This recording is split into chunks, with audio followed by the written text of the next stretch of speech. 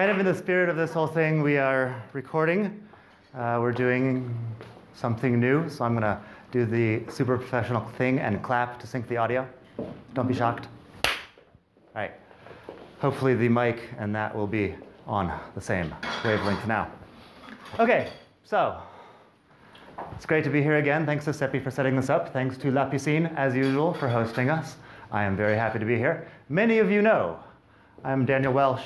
I have a few blogs. I've been a professional blogger for about 3 years now. I'm also a part-time YouTuber.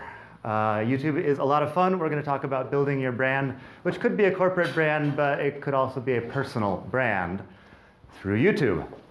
So many of you also know I've done this a couple other times, but really I'm not an experienced public speaker in any way. I have no training for this. So before the last time I Googled how to speak in public, the morning of the speech, it didn't go very well. I didn't learn much. This time I thought maybe I'll try how to write a speech. And I came up with a few little pointers on how to write a speech. For example, you should have a beginning, middle, and end. So this is the beginning. And what follows will be the middle, and at the end we'll have the end. They also said you should tell jokes and personal stories. Relevant personal stories, if possible. So, guy walks into a bar. He gets a drink. He stands there. A prostitute, to call her something, walks up next to him, looks him up and down, says, "Hey, big boy, I got a game we can play. I can do anything you want. I can do anything you can dream of or imagine for only 300 euros. But you have to describe it in 3 words.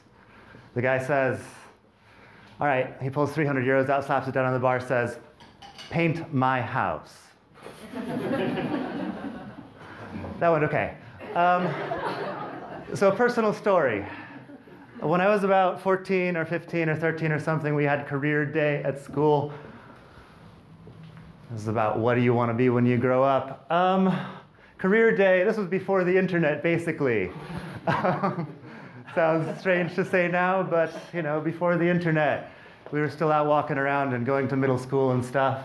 Career day meant we took an aptitude test. The aptitude test told me I should be a farmer. My dad was big into yard work at the time. It was the worst part of my life. I'm from Phoenix, Arizona, so yard work meant we were basically like chopping pieces off of cactus and picking up, you know, large amounts of spiny desert things and worried we were going to be bitten by snakes. All of that fun Arizona stuff that you know, I grew up with. And so I decided I was probably not going to be a farmer. After this, for career day, we went to the library. Being pre-internet, we had a book of like jobs and how much they paid. All I really wanted to do was be a writer and create things. I looked in the book. It turns out writers basically live on the edge of poverty. And I spent about 10 years after that thinking the world is unfair and life sucks, and because you know, I didn't want to be on the edge of poverty, and I also didn't want to be a farmer. So what do you do? Later, I got into online stuff. All of this stuff would have been impossible. Everything I do would have been impossible a few years ago, you know. But now I've been a blogger for about 7 to 8 years. I've been professional for 3. I fired my boss almost 3 years ago, and you know, walked off into the sunset, as they say. And I've been making my money just off of creating cool stuff and sending it out into the world, and I love it. So. YouTube. First, let's talk about why YouTube. Well, there's a lot of different reasons. The first one is that I think broadcast TV is going to die. I don't know. Quick survey. How many of you watch Game of Thrones? Okay, how many of you, basically everybody, how many of you mostly watch Game of Thrones when it's being broadcast on HBO? If the camera could sweep around there, but don't. Nobody raised their hand. Okay, any other show that people watch? I don't even know about these things anymore. You know, Twin Peaks, yeah, sure, Twin Peaks. Anybody watch Twin Peaks? A couple people. Do you watch Twin Peaks on broadcast? Or do you download them all and watch them in a weekend? Netflix, yeah, Netflix binging. Okay, so streaming is the way forward. YouTubers can compete with real TV because we're all competing with real TV at this point. I think broadcast TV will stick around in the form of like sporting events and the Oscars and things that it's meaningful for everybody to watch them at the same time. But other than that, I don't think anybody's going to care in 5 years, you know, what time Twin Peaks is on what network. Hello, hello. Hello. So my next point is that anyone can build an audience on YouTube. This is the great thing about YouTube. We're going to go into some examples of people with, you know, kind of small audiences, but anybody can, large audiences of things you wouldn't think of, niches, where anybody can build an audience.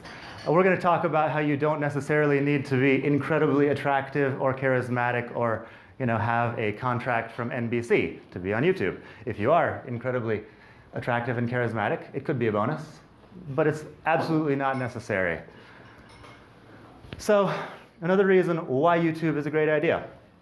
YouTube is the second largest search engine after Google. I found the stats for the US and the UK, but I assume in a lot of countries, it's the second largest search engine after Google, meaning it reaches more than any TV network. In any given day, you know, more people are watching YouTube than are watching NBC or CBS or the BBC, you know, 4 or whatever.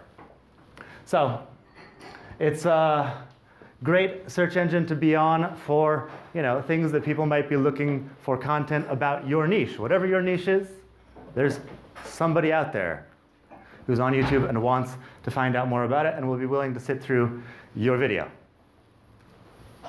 It's great for how-to and educational content. I do educational content. My YouTube is about English grammar and pronunciation and vocabulary.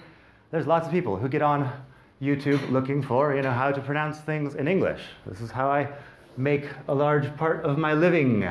For how-to, the chances are that, you know, the day you decide to make a chicken curry, or the day that you need to learn, you know, how to tie a tie, or something like that, you're not going to just turn on the TV and it's going to be there.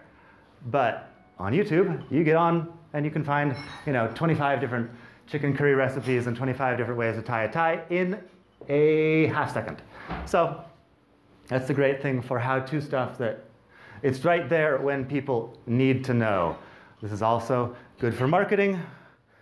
It's great for making people know, like, and trust you. Mostly people buy from people they know, like, and trust. If they don't know who you are, how are they going to buy your thing? If they don't like you, it's hard for them to pull out their wallets. If they don't trust you, also hard for them to pull out their wallets. So YouTube is great for that. I've written about 1,000 articles, 1,500 articles, let's say, among my various blogs. But I feel like the YouTube videos make people connect with me more. With an article, you can get people thinking about what you're thinking about, but on video, you know, video is worth 1,000 words or 1,000,000 words or whatever, in the sense that it puts you right in front of the person and they're able to, you know, to see your positive energy and start liking you and want to give you money. So the best part about YouTube is you can get started today. Today. You could go home after this and set up a YouTube channel. Is anybody on YouTube already? Oh, several. Okay, great. Travel stuff, food stuff? Travel, food, fashion, lifestyle. What else? Crazy shit. Crazy shit. Right. It's all good. Yeah. So sounds good. How many videos in general do you have? Like 5 to 10 videos? More? One? Anybody with more than 10? 15, maybe. 15? 20? 30, 40? Cool. Awesome. All right. I'm glad we have some people with some experience here. So yeah, you can get started today. If you haven't started yet, today could be your day. Let's see. Oh yeah, why not YouTube? Why not YouTube? Don't do it for the money. Let me tell you. There are a lot of great reasons to be on YouTube. Money is not one of them. There's a few people at the top who are making a lot of money on YouTube. Generally, don't do it for the money, because this is about what I earn, just to, you know, let you know. I earn about $1 for every 1,000 views. So I'm never making a video. I'm never spending 2 hours on a video thinking like I'm going to make this money back. Because if I get 8,000 views or whatever, that's $8. If through some freak of the Google algorithm, I end up getting 200,000 views, that's still $200, which is great. It just doesn't happen often enough to make it a reliable source of income. So there's lots of other things. I mean, don't do it for the ad money. When I sell my books on YouTube, it works pretty well. I do a grammar video. I've published a bunch of books about English. I sit there, I explain a few points, I wave my book around, I say, hey, and here's the book. You should buy it. And it works. But $1 per 1,000 views only works if you have a lot of views, which is hard to achieve generally. You can also get sponsorships. You can sell stuff. You can do affiliate deals. I've been sponsored by one company. It's also not a huge amount of money, but it's worth it just to get the experience. Other people, if you have a larger following, you can get sponsored and things like that. But generally, I would suggest getting started having fun with it rather than worrying about trying to make money. Niche fame is the new black. I could have spent 5 seconds on that headline and come up with something better. But hey, it's better than what I had before. Any questions so far? So niche fame is the new black. I'm sure there's a reason why I put this up here. Well, what I mean here is that there are all kinds of people in all kinds of niches who are able to make a very good living and become famous in their niche. I think my next one is this guy. Ah, yeah. Who knows who this guy is? PewDiePie! PewDiePie! He's the biggest YouTuber. He's got 61 million subscribers on YouTube. He's bigger than South Park. I love South Park, but one of my favorite lines from South Park is from this guy. They had him on the show, and it was this weird thing with Michael Jackson's hologram and I think Tupac Shakur's hologram. But at the end of the show, PewDiePie says, "I'd like to thank South Park for being on my show." And it's true, because more people see every single video he makes like 6 videos a week or something. More people see every single one of those than who watch any broadcast of South Park on Comedy Central. Bigger than South Park. What is his YouTube about? No, it was originally about video games. He used to play video games and comment on them. Now he just does ridiculous stuff. I watched a couple the other day, and now he's doing a book club, which kind of surprises me. But he did, I don't know, he does some stuff that I just laugh my ass off when I watch it. He does other stuff. He almost started a whole international incident over some stuff that he said. I don't know. He's got such a big audience that even the real media comments on everything he does. And he's 28, 29, he's Swedish. English is not his first language. He lives in Manchester or something. Swedish, or I think he's Swedish, yeah. Is he the one that went into the Japanese forest? No. That was somebody else. There was some other guy who created a scandal by going into a forest in Japan and showing people hanging. But he was a really big YouTuber as well. Yeah, he was. Yeah. He's the wine guy, I think. He's the guy who created wine. That guy, isn't it? This guy? No, the other guy. The guy who created Vine. Vine. Vine, yeah. I have no idea. I think you told me this, and I'm not really sure. I heard about that scandal, but it's somebody I had never heard of. There's so many different YouTubers. The thing is, he's the biggest, but there's so many other people doing so many other things. 61 million subscribers, and everything he does gets 6 to 10 million, pretty much. 6 to 10 million views. This woman, Nisha Madhulika, possibly. This is a niche that most of us wouldn't think about. She does Indian vegetarian food in Hindi. I can't understand a damn thing. But she has 3.7 million subscribers. She has 18 million views a month. She was just, at home after her kids left the house. She was experiencing empty nest syndrome and decided to make cooking videos. This is a niche that most of us are not gonna watch her videos, but by any reasonable metric, she is super famous. 18 million views a month. I don't know if she's making money off of ad revenue or if at some point she she tries to sell these pots or whatever, and like, you should really buy one of these pots. But you know, she's just kind of grandmotherly, not terribly charismatic. She's just kind of friendly. And If you hear her in Hindi, she's not charismatic at all. yeah, I mean, I don't know enough Hindi to tell you, but I watched her and could tell you I didn't think she was charismatic. But I mean, the numbers don't lie. So whatever she's doing it really well. So the idea I want to give you here is that you don't have to be famous. You can be famous in your niche. You can be famous for a smaller group of people rather than being like famous. Let's see what my next one is. Yeah, anonymous in public but famous to your target market. I don't know, at this point I have had people come up to me at the bus stop to congratulate me on my videos. I've had people come up to me in the park. I was hoping to meet girls at Gay Pride last year. Instead I met a 75-year-old man who was real happy to finally meet Daniel Welsh. I've also had people coming to hang out from other countries. It's pretty interesting. But you know, it's far from being famous. It's a small group of people who know who I am because they, you know, spend a significant amount of time just like watching my pronunciation and grammar videos. It sounds like the most boring thing in the world. Sometimes it seems like it to me too. Doesn't matter. We've got lots of people who are willing to watch it. Quick question, because I feel like I'm out of the loop on YouTube because I don't really watch YouTube. Who here spends a lot of time watching YouTube videos? Raise your hand. Okay, so I count. Probably more than normal broadcast TV. It's about 50-50 in my view. Yeah, who watches more YouTube than TV? I don't watch any TV. Virtually everybody here has their hand raised. Virtually everybody watches more YouTube than TV. Like an outsider. Okay.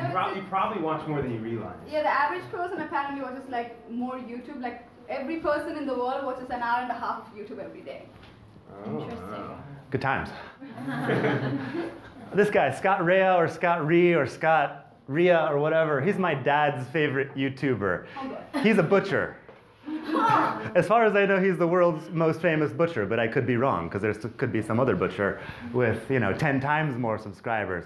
But this guy, I don't think he's handsome. I don't think he's charismatic. You don't even see his face. You see the cutting board and his hands. He's got tattoos on his fingers and on his arms. And he's got like 20 million views on a video about how to butcher a hog.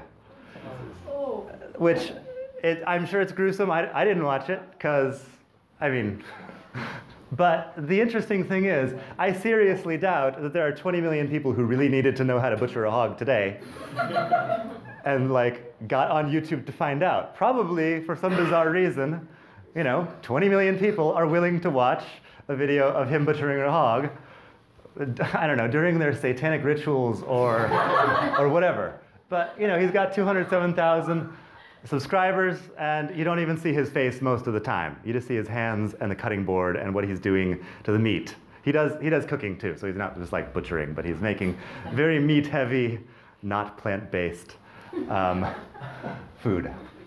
And you know, for some reason, I gotta ask my dad like why he's big into this guy, but he is. They tweet back and forth. In my niche, okay, about being the most attractive person in the room. My friend Lucy is ridiculously attractive. A lot of people have pointed out to me something along the lines of, well, Daniel, that's why she has 20 times more subscribers than you, because of you, we're a beautiful blonde girl, et cetera, et cetera, et cetera. The person who disproves this rule is Rachel. If there was a hotness Olympics, like me and Lucy would get the gold and silver medals. Oh God. Rachel would be a very distant third. And she's got more subscribers than both of us. So, I don't know. It doesn't seem to depend on that too much. Whatever Rachel's doing, she's ahead of both of us. Amigos ingleses also in my niche are, I mean, the guy, when he speaks Spanish, his accent is not impressive at all. You hear, I don't know, like my accent in Spanish is way better. You know, PewDiePie being the biggest YouTuber out there with English not being his first language. It's, you know, if you have some sort of accent, I wouldn't let that limit you either. There's lots of people doing lots of things in, you know, not their first language on YouTube. Anybody know who these guys are? Probably not. I spent an embarrassing amount of money to go up and do a fitness course with these guys in Holland a few years ago, only because they were on YouTube. I had a great time, but I never would have thought, I'm going to go to Holland and do a fitness course, except that they were my online gurus. I suspect that they're not making money off of 3-minute videos of them doing pull-ups, but they're definitely making money off of people, flying in to do pull-ups with them in some strange gym in the Netherlands. Is it a gay thing? No. But the thing was, we had people who'd flown in from all kinds of countries. I was the only one who had flown in from Spain, but we had, Dutch people, and then we had 20 other people from all kinds of places who had flown in to do this course with these people. I assume all paying the same embarrassing amount of money that I was. Works as a business model. Jocko? Oh yeah. Couldn't do this whole thing without mentioning Jocko, but it's also a niche thing. How many of you have seen Jocko's video podcast? Two or three times. You listen to the podcast? I watched the video actually. He talks about war, and he talks about basically we could call it human beings in the most extreme situations you can imagine. It's fascinating to me and a few other people. Apparently, he's got a line of T-shirts and sweaters and hoodies and stuff. He's got a line of supplements. He talks about war for 3 hours, and then he has a half-hour-long commercial. And the half-hour-long commercial is so good that you just want to sit and listen to the half-hour-long commercial a lot of the time. I sit and I listen to him selling his supplements for half an hour with his buddy, and it's hilarious, and I love it. So, if you're thinking that people have short attention spans because Twitter and 140 characters and all this bullshit, it's not true. There are people who, Sam Harris, who's watched Sam Harris? Oh yeah. We got a couple Sam Harris people. I'll watch Sam Harris for 3 hours, talk about whatever Sam Harris wants to talk about. Definitely not 3 No? hours. I watched it. Hour and a half, for sure. But, I don't necessarily do it all together, but split up over the course of a day. I got no problem with that. Well, that's a question for you. Who are your favorite YouTubers? Who's got a favorite YouTuber who they go to? Nerd Writer. Nerd Writer. You know about him? No. Okay, he's pretty great. The thing being, there's a niche for everybody. I'm probably not going to know about any of these people. Yeah, he just cleared 1.5 million subscribers, but there might be 1 million people with that amount, Yeah. I was ASAP Science. ASAP Science. Yeah, they're really famous too. All right, yeah, I've seen a few science things, not that one specifically. Anybody else? Yoga with Adrian. Yoga with Adrian. That's great. I've heard of that. I think I've heard of that too. Is she a girl in New York? In Texas. In Texas? In Austin, I think. Austin, Texas. Yoga with Adrian. Crash Course. Crash Course. I've heard of Crash Course. They have history, literature, science, everything. Cool. 10-minute video. 10-minute videos. H3H3. They make it's a husband and wife. They just make kind of funny videos and they do spoofs and. H3H3. I think they've got maybe 8 million. 8 million subscribers. Yeah, there we go. So all these people are miles ahead of me. But the thing being, I've heard of none of them. And they're super famous for their little niche of people who like nerd writers or science or yoga or bizarre stuff. So, yeah, my stats on YouTube. This is a little bit embarrassing after hearing, about people in the 8 millions. But I have about 41,000 now, actually. I've gone past 41,000. On YouTube, I'm still absolutely nobody. There are various reasons for this that I've considered. I am really not sure, because if I knew, I would, multiply that number by 10 tomorrow.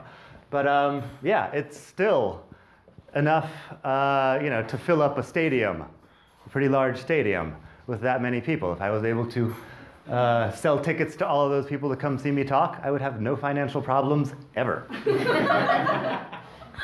500,000 minutes of my videos are watched every month. That's kind of a shockingly large number even to me. That is 347 days, in a month. Cumulatively, people out there are spending 347 days watching me talk about grammar. It's wild. My most popular videos have as many views as the people in a small Spanish city. I've got a bunch of videos that have between 20 and 40,000. The biggest one is 350,000, which is already sort of a medium-sized Spanish city, if you get that many people seeing your video. It's the crappiest video I've ever made, too. Well, at least top 10 crappiest videos. I think I just got, it's just like a PowerPoint video where I explain some really boring stuff in monotone for 20 minutes, and it just got picked up by the algorithm, and tons of people have watched it. It's annoying. I'd love for something better to have 350,000 views, but hey, take what you get.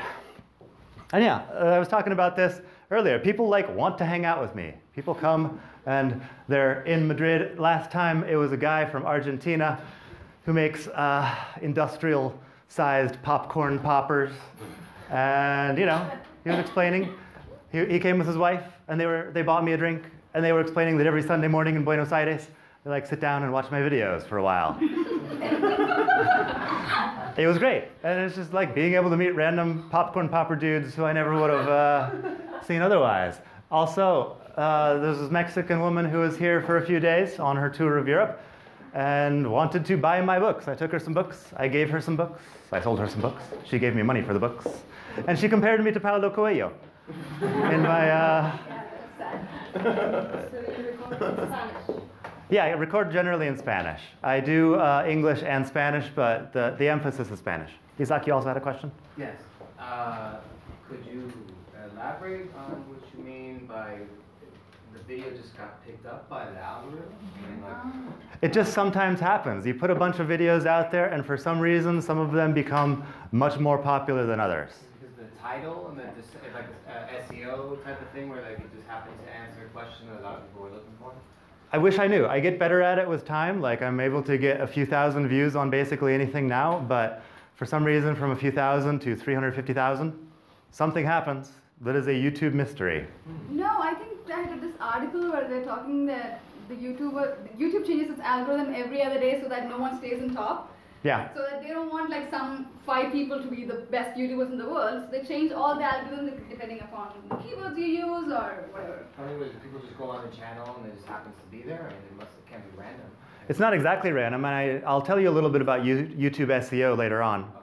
But it's the same with Google. I've done a lot of blogging and trying to get things to rank highly in Google, and it's always a mystery. Sometimes it works really well, and sometimes it just doesn't work. And I've got articles that I think are great, and that have been read they get read 3 times a week now. And other ones that are not that great that get read so many thousands of times it's embarrassing. But hey, yeah, and so. For me, this is the most satisfying thing. It's just like meeting random people from out there in the world who think I'm super cool for teaching grammar. And you made 35,000 on that one video. No, I made, you got to take off another 0 there. I made 350 on that one video, or whatever. Yeah, $1 per 1,000. So yeah, it's not. And that's over a course of time. Oh, that's over 5 years. Yeah, that's a grand total of $7 a month or something off of this video. Which it's great to have an extra $7 a month, but I might spend that much on beer after I'm done here, actually. Is consistency. Yeah, I try to make 1 a week. Sometimes I skip a week. Sometimes I make 2 in a week. But generally, yeah, I'm trying to make pretty regular videos. I did 100 videos in 100 days, which I don't necessarily recommend.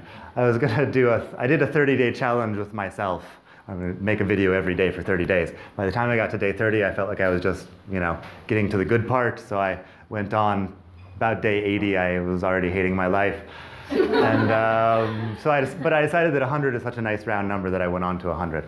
And that boosted my traffic a lot, doing a video every day. Actually, if we just go back to the algorithm for a second, I know that there was actually a TED Talk that came out last month, and that actually explained a portion of the YouTube algorithm, because they were using the Trump campaign as basis for that. It's actually one which is a professor at MIT. And I know that the main difference between YouTube and the Google algorithm is that the YouTube algorithm is based on similars. So if you have a video where there is nothing else like it, the chances of you getting picked up by the algorithm are So do something similar than somebody else's video? So it's based on similars and related videos and suggestions. Yeah. And then what they do is they have like a rating system. So like where political campaigns are concerned, people that fell into a certain demographic, they identified them as people that like to travel or what have you. They start Yeah. with the first video and then they suggest something that's longer Yeah. or more extreme or more involved, and that's kind of how Yeah. they're out there. YouTube wants you to stay on YouTube. Google wants you to get onto Google and then go somewhere else immediately.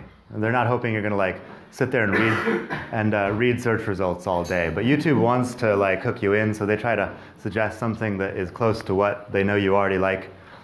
And yeah, if you Google one bizarre thing, you know, the next thing that comes up will be the flat Earth theory and, you know, Area 51 and the government is, you know, hiding UFOs somewhere. And they'll just take you down the rabbit hole of bizarre, you know, conspiracy things if they think that's what you want. Otherwise, you know, if I sit there and put on Metallica, it usually just goes Metallica all day.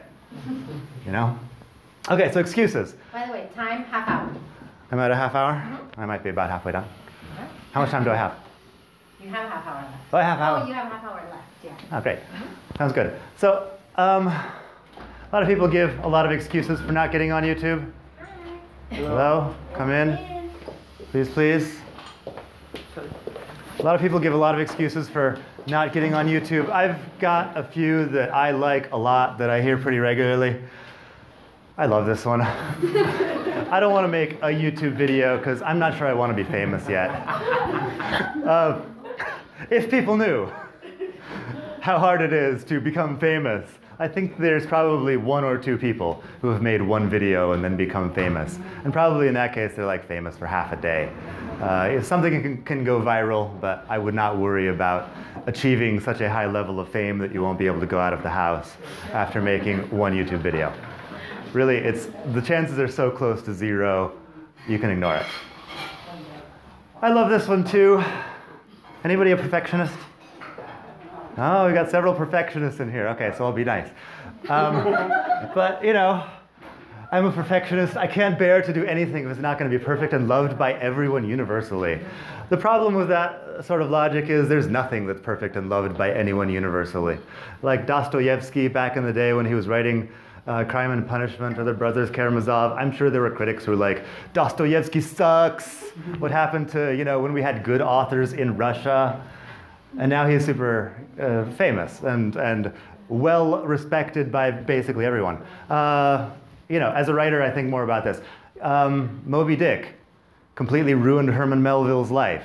It was discovered long after to be like some sort of work of genius. But at the time, he died poor and alone because everybody thought he just lost it and wrote this stupid book about a whale. So I would not worry about that. I would worry about, you know, doing the best you can and improving as you go. People use equipment as an excuse all the time. I'm going to make videos, but first I got to get the $2,000 camera and I got to get the green screen and the $250 microphone and the studio lighting, like this ring light thing that people have. I don't have shit. I'll tell you about the equipment that I use in a little bit, but generally, like, you do not need to let equipment be your excuse. So the reason why I'm saying this is that by the time these people have made one video, I've made 30 videos. And by the time they've made their second video, I've made another 30 videos, which is 30, you know, keywords I'm occupying, potentially thousands of new views, potentially hundreds or possibly thousands of new fans. It's just, you know, I don't want to say like quantity over quality, but sometimes that's not the worst idea. Just make more stuff, put out more stuff, and get better as you go along. Yeah, so this is the big piece of advice here. Just get started. If you've already got a YouTube channel with a few videos, just make more videos. Try to make it fast and easy and fun for you, unless you have some real good reason why it needs to be super well produced. You can just get started. You know, people might ask, what do you need to get started on YouTube? Basically, the answer is your mobile phone, your computer, and you. Nothing else. I do most of my filming on my mobile phone. I'm filming today on the real camera. Second time I've actually made a video on this camera. You know, you should probably be a part of your video, even if it's just your hands, doesn't matter. Even if you're butchering a hog. Your computer, I'll tell you a little bit about editing later on, but just a very little because you just learn it as you go along. And the first 50 videos are the practice for the next 50 videos. I was listening to a podcast, actually watching the video podcast, where a guy's talking about cycling across the US. And he said something I really liked, which was, I didn't even train for cycling across the US. I just got started. I figured that the first 30 days would get me in shape for the next 30 days. And he did it. He cycled across the US, you know, and supposedly got in shape at the same time. So with YouTube also, like my first few dozen videos sucked. We'll see a little clip of one of my first videos later on. But I have other friends who have made one video and it's awesome. So if you are awesome from day one, great. Continue working, get awesomer. If your first 50 videos suck, it's okay, because probably nobody's watching anyway. The great thing that people, the thing that by the time like I'm where I am, is that I worry about the small details more. Like when writing, I worry about every single typo because I know so many people are going to read it. I worry about like who's out there that I could offend because I know so many people are going to read it. If you have an audience of, you know, friends and family and occasionally, you know, people on Facebook, don't worry. It's going to be fine. You know, enjoy the process now and worry about reaching perfection later on. Which is also our advice for a blog. If you're thinking of starting a blog, same thing. Yeah. Just start. Build the momentum. Don't wait for perfect conditions because then you'll never start. Yeah, exactly. And I'm saying YouTube, but all of this could be applied, you know, if in 5 years YouTube is gone and we're all doing something else, most of this would probably apply. You know, video is not going to go away, so whatever platform it's on. And blogging, a lot of this also applies to that. So, how to YouTube. Oh God. We're going to watch this. We're going to watch 11 seconds of this. This is one of my first videos. Look at that baby face. Yeah. See if I can make that play. Oh no! How do I make it play? No sound. Well, doesn't matter. No sound. You see how my face is like waving here? There's like a software or a function that makes it so if your hand is shaking, it takes away the shake and it just makes these stupid waves. I was doing at least one good thing there. I went to the hilltop somewhere because I had like seen a blog post or a video about how to make videos and it said, choose a nice location. So I went to the hilltop and you know, the top third of my head is cut off. I'm sweaty. I'm speaking in a monotone. And you pretty much, you know, you can tell that I wasn't working out so much, so I had some difficulty climbing to the top of the hill. From there, it all got better. The point is, you know, that's still up on YouTube. Anybody can watch it. Anybody can watch it, but few people have. You know, this is how you improve. You make videos, you make more videos, you develop more confidence. You know, my first 50 sucked, but something happened where I just got a lot more confident in front of the camera. I don't know exactly what, but I got a lot more expressive and a lot better at expressing myself to the camera, just me alone in front of my webcam. Tiffany. What's the average length of your most popular video? Is there like a sweet spot for? That's another algorithm thing that I think they're changing every week, basically. For a while it was shorter things like about 5 minutes, and I think it was 10 minutes, and then I think it went back to, you know, a little bit lower. I usually try to aim for 10 minutes, but if it goes a little bit longer, that's okay. They put, you know, more ads so you potentially can get an extra cent or whatever, or an extra tenth of a cent if the video goes longer, but, you know, it's so irrelevant most of the time. I just try to, you know, since I'm doing educational stuff, I try to explain the topic well.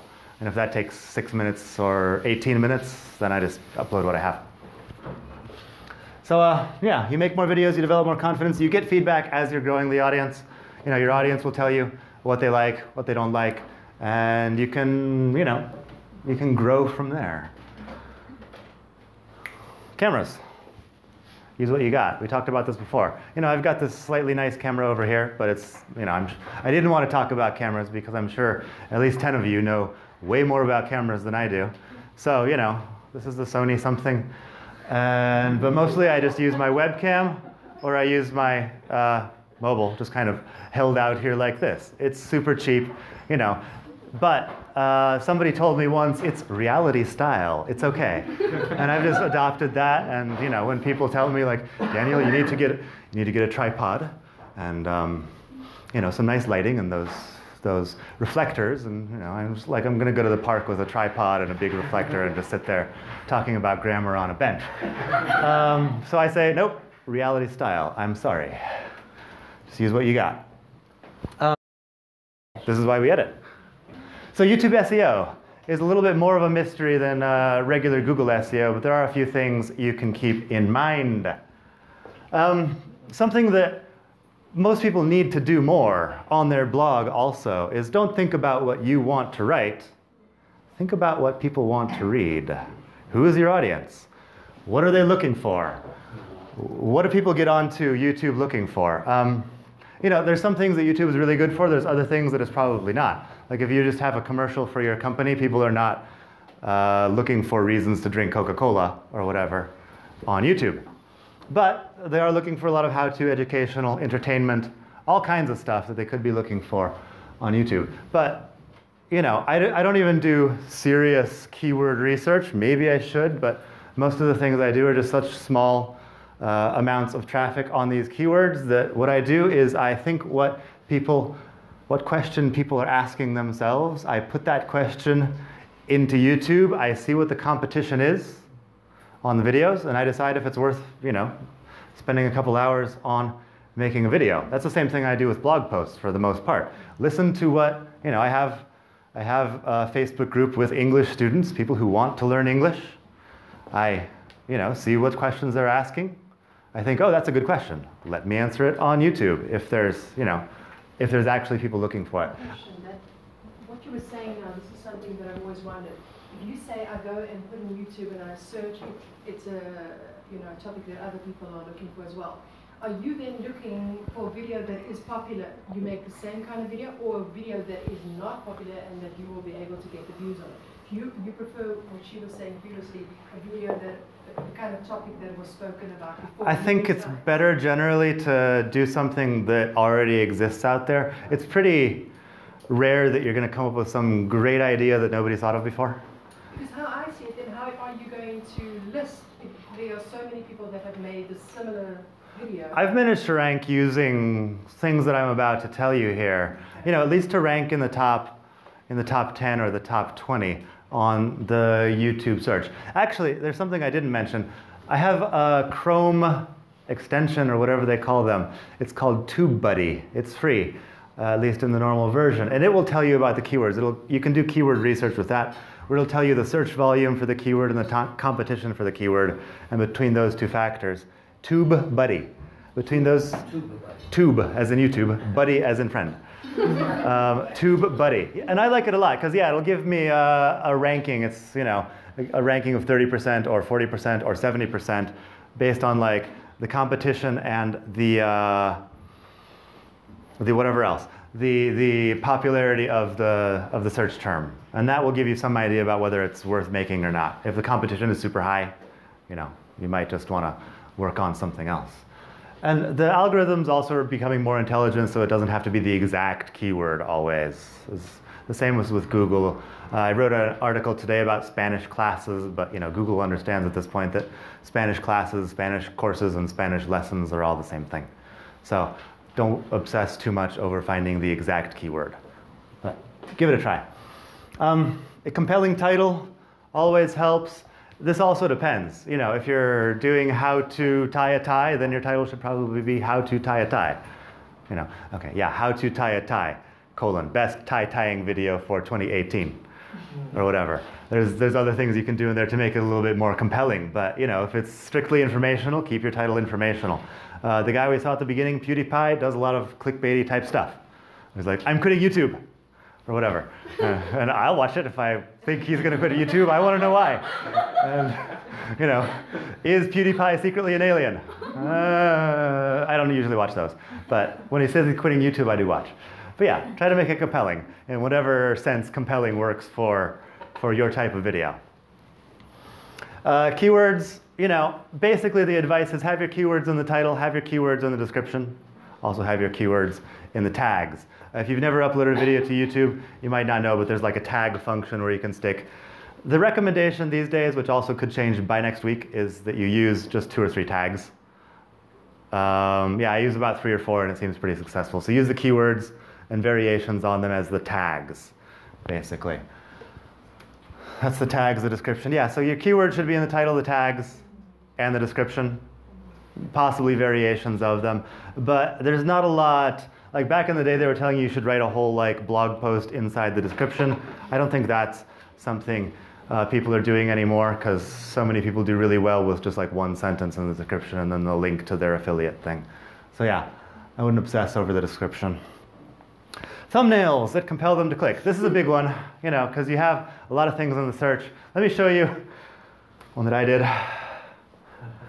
I've been doing this recently. I really hope nobody's disappointed when they, well, maybe I shouldn't say I really hope. I should say I'm absolutely certain that many people are disappointed when they click on the video and this girl does not actually appear in it. This is just like Pexels, I think, the one you told me. Like you go to Pexels or some sort of free photo thing and you can find all kinds of attractive people standing in the rain or whatever. This is just a video about the present continuous. It's grammar, so you know, it is raining. And I was like, oh, what do I do? Oh, a girl in the rain. Beautiful. So are all your thumbnails just cute girls? I used to have me in the thumbnail, but now I'm trying the girl thing, and it seems to be working. And, you know, in a while, you can do other things with thumbnails. A lot of times, you know, I put more text on one side, but I thought, you know, the composition was good enough as it is. And, you know, it just needs to make people want to click. Basically. So what they do recommend is have some sort of like face and emotion because, you know, we're primates and we're wired to look at people, basically. Look at other people and feel their pain and stuff. Oh yeah, okay. Catchphrases and private language. This is my favorite thing about this and it's real hilarious. And this is what I mentioned earlier. What's Seppi's catchphrase? Seppi rhymes with Peppy. Yeah, this is her catchphrase. When she doesn't say it, I feel disappointed. And when I don't say it, I hear Daniel's voice like, Seppi. make sure you say it. Yeah, you gotta say it. Gotta say Seppi rhymes with Peppy. You know, that's a catchphrase. Private language, okay. I don't want to name names or anything, but the other day, I watched 4 intelligent, fully grown adults spend an hour talking about what kind of wizard they would be in the imaginary Harry Potter universe. It was bizarre. I don't know anything about this, but they were like really worried about who is a Hufflepuff or who is not a Hufflepuff or something like that. Yeah, so you know, who's a Harry Potter fan? Yeah, so at least like 10 of you have strong feelings about who and who is not a Hufflepuff. No? Okay, so not Harry Potter super fans. I thought it was bizarre. And you know, Hufflepuffs are a thing that does not exist, but able to get, you know, grown adults talking about it for an hour, that's a big success in, you know, J.K. Rowling. That's why she's richer than the Queen of England, because she can get people like all obsessed with her fantasy world. You know, I'm not going to argue with that kind of success. My catchphrase is about El Romantico Barrio de Tetuan. The reason I did this is because I had a friend who actually does know how to make videos and who like edits and you know, films from different angles and stuff. And she was making fun of me about my shitty videos one day. And the next time I sat down, I just thought like, you know, I could spend 10 times more energy making, you know, professional looking video, or I could own it. So now what I say is, hola a todos, buenos días, bienvenidos otra vez aquí a mi sofá, en el romántico barrio de Tetuán. Como siempre soy Daniel, de madridingles.net, el mejor sitio en todo internet para aprender inglés. And by the time I'm done with that, you know, I get into what I'm actually talking about, but they already know I'm the best, you know, English teacher on YouTube. They know that I'm just some guy sitting on his sofa. I'm not like making big promises that I'm, you know, educated at Cambridge or something. And the success, the fact that I know this is working is I get emails all the time from people who say, Señor Daniel, someday I want to go to Spain and visit El Romántico Barrio. I promise you, I get this email all the time. And I don't know, because I don't like want them to actually buy a plane ticket and be really disappointed. But I feel so good that they're just like repeating my own sentence back to me that I'm like, all right, whatever. Harry Potter wizards don't exist either, and nobody's like suing her. So. There's a Google location now, Romantico Barrio Tetuan. Yeah, I've added it. So. Me too. One the other day I was just checking Tetuan. It's like Romantico Barrio Tetuan. Yeah, you can tag the El Romantico Barrio de Tetuan on your Instagram stories if you're up there. You should. Please do. Okay, thanks for clearing that up, because I was so confused every time I see that on your Instagram. I'm like, is that a real thing? It's, I mean, yeah, it's a real thing. It's, but it's only, I have a Facebook page and that's how it got on Google. Yeah. I'm making it real. Okay. It's El Romantico Barrio de Tetuan. It's totally real. And the sofa, is it red? What's up? The sofa in the Romantico Barrio. Oh, it's in my house. I just like sit on my sofa.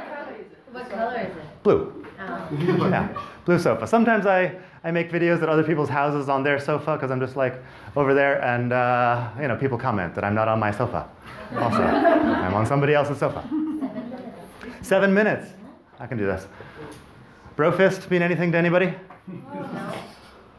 What's brofist? You do that? A little fist pound? I don't know. No, PewDiePie does it at the end of a lot of his videos. Like kisses fist. Oh, I've never watched the whole one. And yeah. Wow. Well, once you watch a few times, you want to get to the end of the video to see if he does the brofist. Oh, okay. I promise.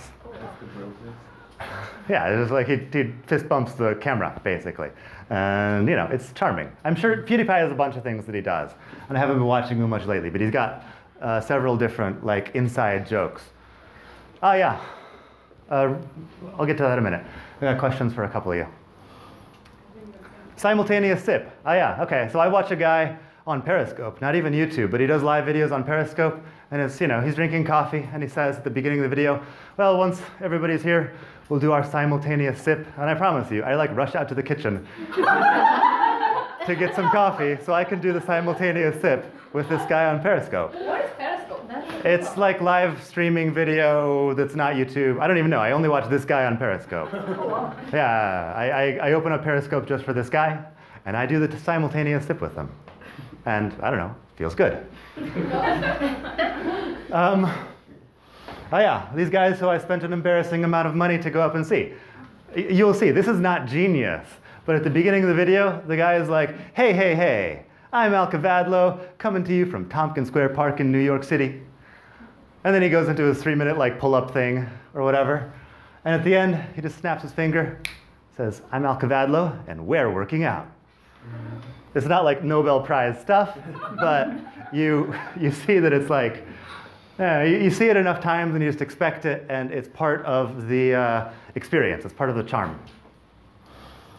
This is what I wanted to talk about, because real personalities on TV, real. Okay, I shouldn't have used the word real there, because we're all real TV personalities at this point. But, you know, famous people in the classic sense on TV do this all the time. They have their inside jokes, they have their taglines at the beginning and the end.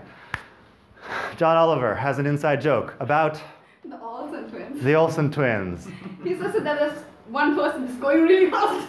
Yeah, and apparently he does this over and over again. I only saw it once, but like, Hilarious. yeah, his audience completely loses their shit every time he tells his Olsen twins joke in the middle of something that has nothing to do with the Olsen twins. Yeah, it's funny as fuck. Yeah, and yeah, she's like crying with laughter here, just thinking about something she saw on YouTube. Yeah. Yep, there we go. That's how it works. Franco, discipline equals freedom. Always. Yeah, who says it? Jocko. Jocko Willing says discipline equals freedom. And a bunch of other things. But you know, you put that on an Instagram story and I immediately knew we have something big in common. Always. I knew that like I could ask you my questions about push-ups after that because and pull-ups because you're the discipline equals freedom guy. And you're not going to tell me it's like all about toning my buns or something. So, you know, discipline equals freedom is just one of his catchphrases that he says. You can get the t-shirt. I'm waiting for the prices to come down on international shipping. And then next time I'll come here in the discipline equals freedom t-shirt. But, you know, it really works. I remember just TV people. I mean, I'm sure you've got somebody on TV who at the beginning of their show or at the end of their show, they're always saying the same thing. I think Julia Child used to say, you know, and bon appetit or whatever, and all kinds of things. So, you know, this is something you want to do when you already have an audience, and it'll develop with time. Like I developed the Romantico Barrio de Tetuan thing later on. It wasn't immediate, but it doesn't have to be genius. Just, you know, repeat certain things so that people are having like an experience where they feel bad for the people who don't know about it. Like, you know, with discipline equals freedom, yeah, I feel bad for the poor bastards who are not listening to Jocko. With the, you know, Harry Potter thing, you know, super Harry Potter fans feel bad for those of us who don't know. We call them muggles. Yeah, the muggles. Yeah, those poor muggles.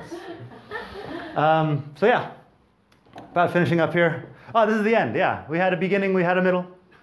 Now we're at the end. The end is the rousing call to action.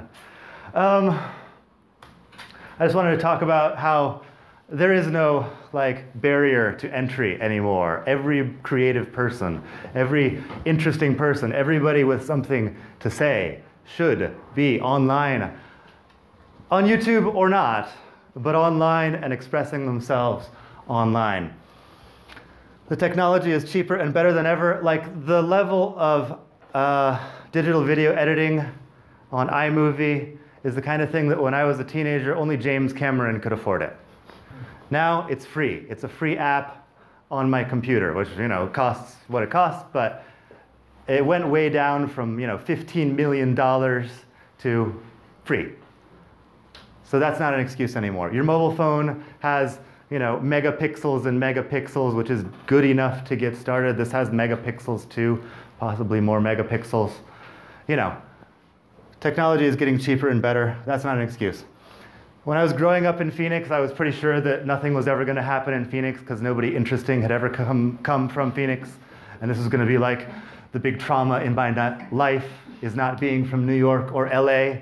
That's not an excuse anymore. You can be in a shack in some town in Segovia, and as long as you can like get to a Wi-Fi connection occasionally, you can be, you know, the biggest nature person on YouTube or whatever. It doesn't matter. You don't need to be in some big city.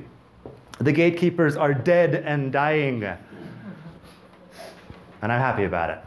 By the gatekeepers, I just mean like the NBC executives who need to decide whether your thing is worthy. If you remember, like Seinfeld back in the day, they had that series of episodes where they were going and sitting with the NBC executives trying to talk them into making their show. Now you just make the show. Just make the show. Make the thing. Put it out there. It'll be awesome. Franco? Get after it. That's another Jocko thing, yeah. There's nothing else to do. Just get started, make more stuff, get after it. It'll be awesome. That's all I got.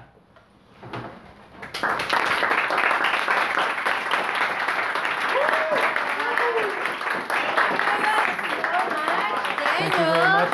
Our third-time presenter. My third-time presenter. I would like to take a couple of questions if that's Yeah, we're possible. going to take questions. So if you have questions. Isak had one right back here. Can I open the door?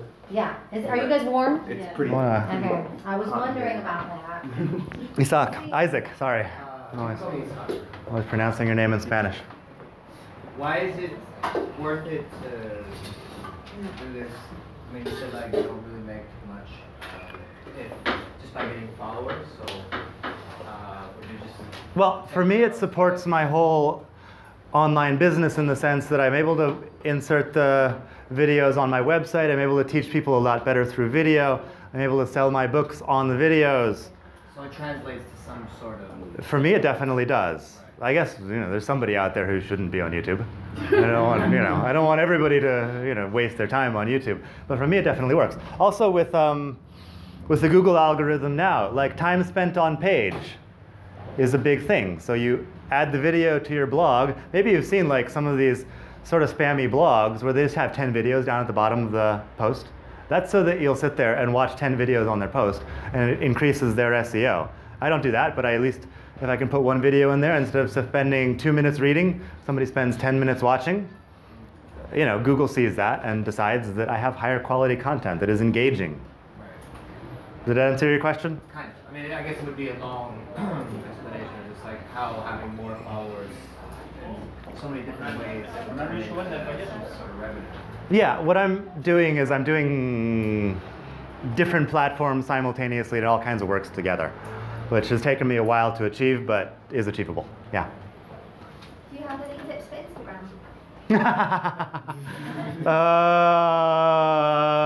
No, not really. Use hashtags seems to work, and you know, the people who I see who are the most successful on Instagram, they just like Instagram every single thing they're doing all day, which probably in stories or yeah, in stories. Yeah, stories more than the other thing because it's up at the top now, and you know they have 20 different stories like I'm going to the gym. Okay, I'm at the gym. Okay, this is my first exercise. You know, now I'm doing. And you can see them like shoulder shrugging their dumbbells or whatever. And it's like, I get up in the morning, I look at my phone, it's Franco working out, and I'm eating a cookie in my stupid sofa. yeah. This day is already bad. Franco is workout shaming all of us. Like by the time we wake up in the morning, it's okay. Motivated, yeah. Workout motivating. Fitspo.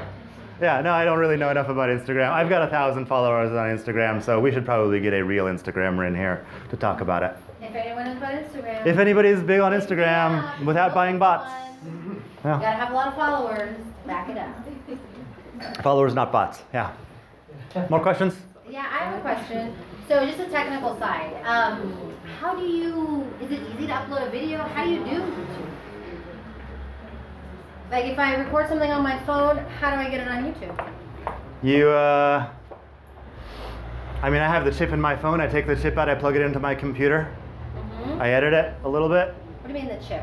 The SD card. The mini SD card. Like an 16. Your phone or your camera? Your camera. Both. I've got the mini one in the phone, and then you can figure that out. There's an app. Oh, no internet connection, because we're in La Piscine. Oh, you have to connect. But I yeah. have an iPhone. Yeah, you can just, whatever you use to charge. But yeah, you there's just just, hook it up to your thing and upload it. Yeah, I have no Okay, idea what the exactly. password is Yeah, here. you literally Okay. just plug your phone to Yeah. your computer, and you Yeah. can look at the files. Yeah. Okay. And I would edit a little bit, Mm-hmm. just to make it a little bit better. But then, yeah, you go to YouTube, you probably, if you have Gmail, then there's probably 3 clicks for you to upload a video. There's just an upload So button. it's that easy. Yeah, you upload. But it takes a while to upload. Depending on your internet connection, yeah, it can take. These days, mine take 2 minutes to upload, but you know, when I had a slower internet connection, it would take the better part of an hour. Either way, you know. And once it's up, or you can delete it, you can hide it. You can choose public or private settings. You can hide it. You can delete it. Yeah. You can't edit it and re-upload the same one with the same URL. But otherwise, you can edit it and re-upload something very similar if you want, and share that URL. Or Any other questions? no? No? I hope you enjoyed that then. Okay, well,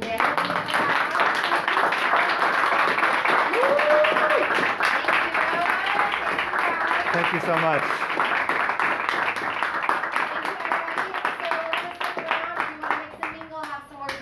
We're not making anyone rush out. We'll be here till about 10:30, so take your time and talk to some new people. Okay, thanks for coming.